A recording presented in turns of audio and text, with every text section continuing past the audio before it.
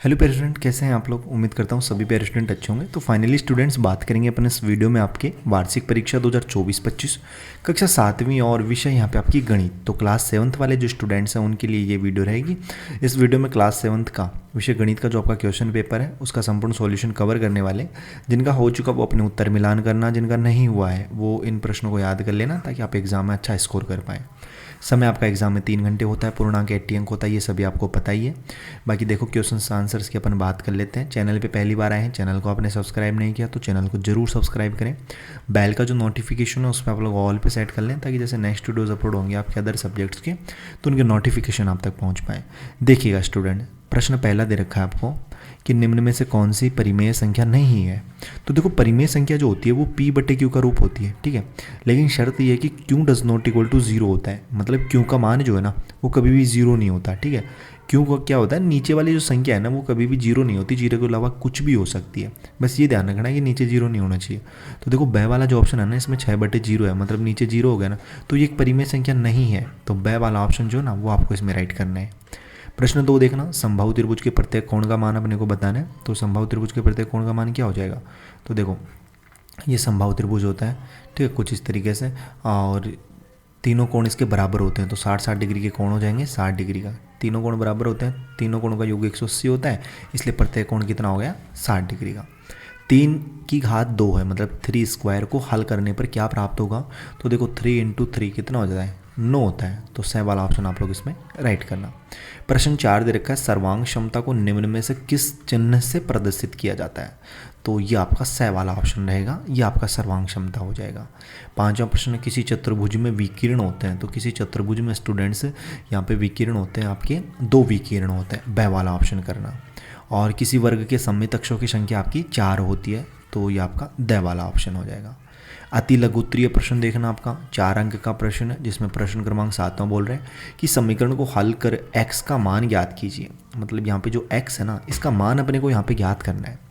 जैसे देखो तो इसमें क्या करोगे, देखो ये 7x है बराबर किधर 3x है, इन दोनों को एक तरफ ले आइए, x को एक तरफ बाकी को एक तरफ। तो देखो 7x अपन रख लेंगे, ये प्लस का 3x है ना, बराबर किधर आएगा तो किसका हो जाएगा माइनस का 3x हो जाएगा, ठीक है। बराबर ये 31 है, जब ये प्लस का 15 बराबर किधर आएगा तो किसका हो जाएगा माइनस का 15।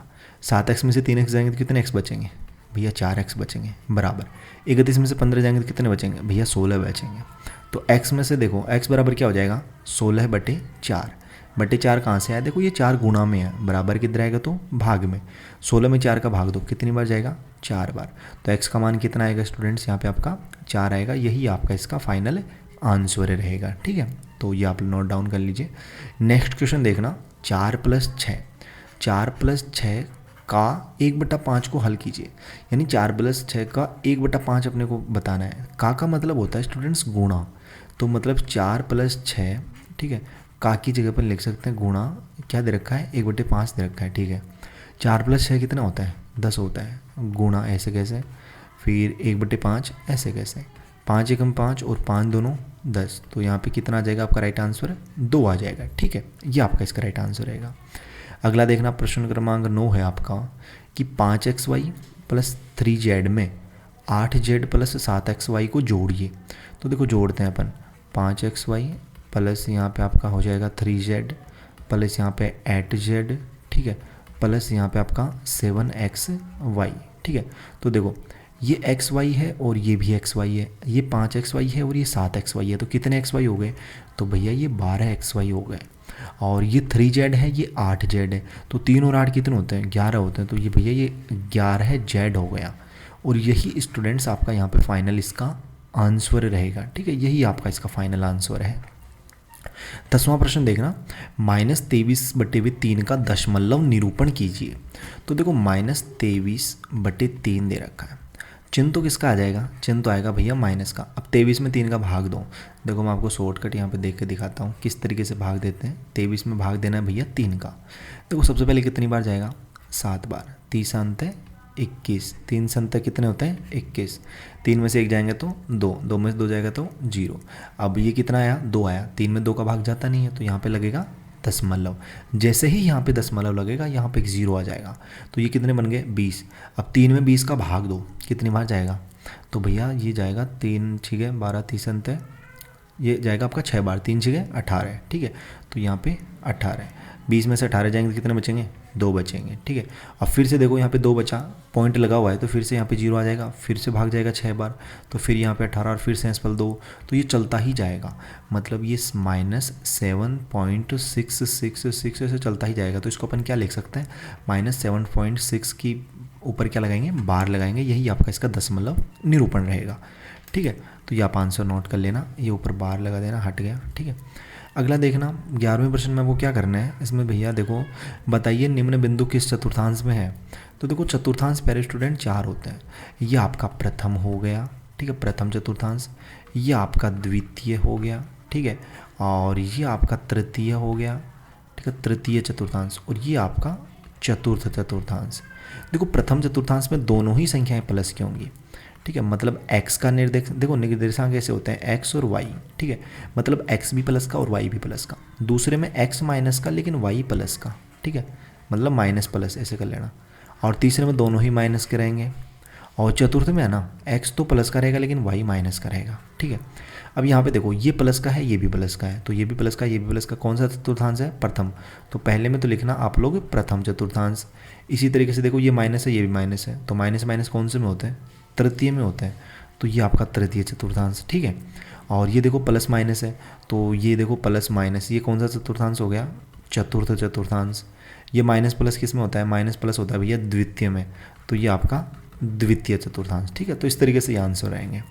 नेक्स्ट क्वेश्चन देखना 12वां प्रश्न आपका, बहुत इजी प्रश्न है, पढ़िए इसको कि 4000 रुपये का 6% वार्षिक ब्याज की दर से 3 वर्ष का साधारण ब्याज ज्ञात कीजिए। 4000 रुपये का 6% वार्षिक ब्याज की दर से 3 वर्ष का साधारण ब्याज। देखो यहाँ पे ध्यान से समझना इस प्रश्न को, मूलधन इसमें दे रखा है आपको 4000 रुपये, ठीक है, कितना दे रखा है, 4000 रुपये।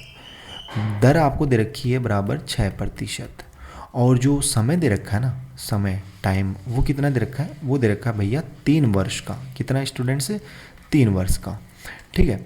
अब यहाँ पे बताना क्या है अपने को, तो भैया बताना है अपने को साधारण ब्याज।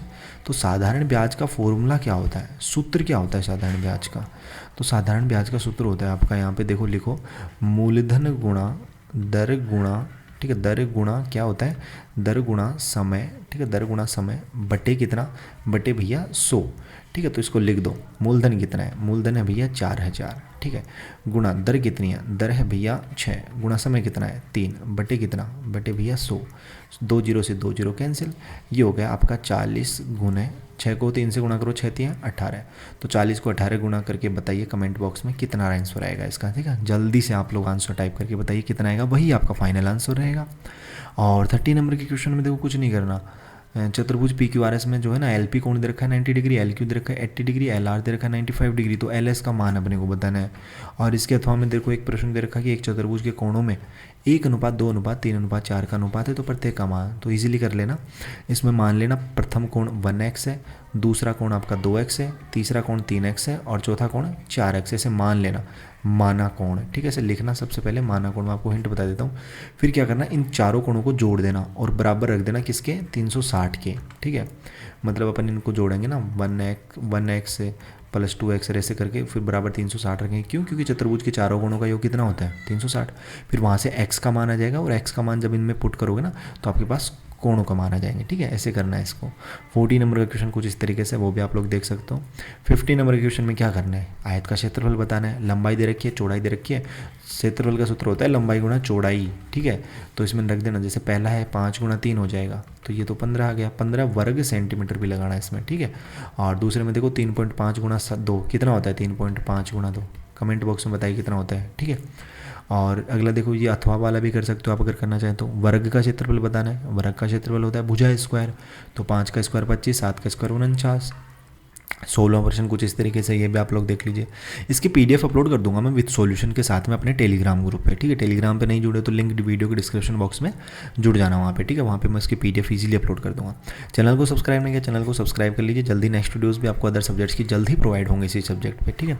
और बाकी चैनल को सब्सक्राइब करना, अपने दोस्तों के साथ इस वीडियो को ज़्यादा से ज़्यादा शेयर करना। मिलते हैं स्टूडेंट्स जल्दी नेक्स्ट वीडियोज़ में इसी होश एंड जोश के साथ। तब तक सभी प्यारे स्टूडेंटों को बाय, धन्यवाद, टेक केयर।